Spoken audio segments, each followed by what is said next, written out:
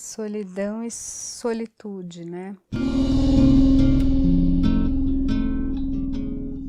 A gente não tem duas palavras tão boas em português, mas a gente, assim, tão boas. A gente tem duas palavras ótimas, que são essa, solidão e solitude, mas de fato a gente não tem tão à mão como a gente tem, por exemplo, em inglês, que a gente usa mais correntemente, né? Ou você está alone, ou você está se sentindo um pouco lonely. Então, esse solitude é uma palavra que existe, mas ao mesmo tempo na prática ela não existe muito. A gente precisa dar uma existência para ela, dar uma chance. Então é isso que eu queria dizer, que a gente pode dar uma chance para um sentimento e para é mais que um sentimento, é uma condição estrutural do humano, que é esse de ser só, que é de nascer e morrer só, que é a solitude. Ela não necessariamente precisaria trazer sofrimento, o fato de que só você está no seu corpo aqui e agora. É um aprisionamento. Essa ideia do corpo como a primeira prisão e última prisão é uma ideia antiquíssima do pensamento. E ótimo, é fato. E, enfim, esse embate tão antigo entre corpo e alma, corpo e espírito, essa magia, na verdade, essa conexão que talvez seja de uma coisa única, né? A gente não entende muito bem. Mas o caso é que só eu vivo a minha experiência, só eu experimento o que eu experimento.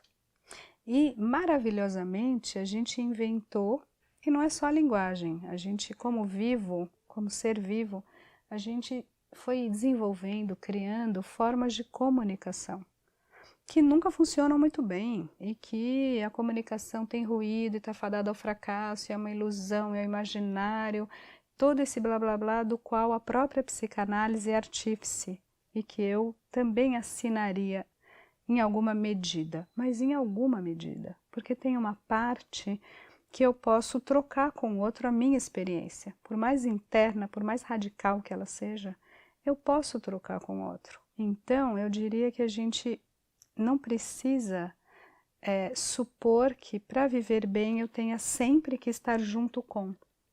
Sabe coisa de amiga na adolescência que vai junto no banheiro? Na balada, ela está um pouco insegura, talvez o se fazer mulher, que é algo que talvez se perpetue, não só aos 15, aos 25, 35, 45. Então, você vai tendo aquela parceria, fazer sempre com um amigo. Os amigos vão no futebol ou vão no boteco e tem que ser o efeito de manada, porque senão você cairia no vácuo atroz da solidão. Como isso se dá na prática? Acho que isso é ainda um grande paradigma para ser inventado, para ser transformado. Para retomar um pouco o que a gente falava sobre homens, mulheres, poder, dominação, e a revolução feminista como uma grande revolução, talvez uma das poucas bem-sucedidas, hoje a gente vai ter uma outra revolução, eu diria, que é a possibilidade de você estar só. Você não precisar viver em grupo ou a forma básica, social, correta de viver, que é a dupla. O conceito de família nada mais é do que uma dupla, de preferência heterossexual, que vai replicar a vida. Essa é a ideologia dominante. Você vai viver em microcélulas de dois e vai formar a sacrossanta família. Não está funcionando. A gente vê que essa célula, ela é lugar de conflito, de inveja, rivalidade, ódio, destruição, assassinato, disputa, enfim. Não vamos entrar, é só você atender 3 sessões, uma família, e você sabe que ali tem um caldeirão maravilhoso de muitas ideias, muitas pulsões e muita loucura. Então, a gente está cada vez mais assumindo uma vontade, um desejo legítimo de poder jantar sozinho. Não preciso estar num restaurante, no cinema, sempre com a minha dupla. Que seja 1, que seja 2, que seja 3. Eu posso estar comigo, com um amigo, com 2, com 3. Eu posso namorar 2, 3, fazer um trio. Então, essa é a próxima revolução. Pode escrever. A gente vai derrubar o número 2. A gente vai derrubar o número grupalizado. A gente vai fazer todos os números. A gente vai fazer todos os arranjos e vai poder, inclusive, estar sozinho onde a gente quiser. E vão ter moléculas em movimento, e de vez em quando essas moléculas vão dar algumas agrupadas, porque é muito interessante também você poder fazer relações profundas, né? Só que esse sentimento de solidão é, em grande medida, o não fazer o luto dessa condição estrutural humana da solitude.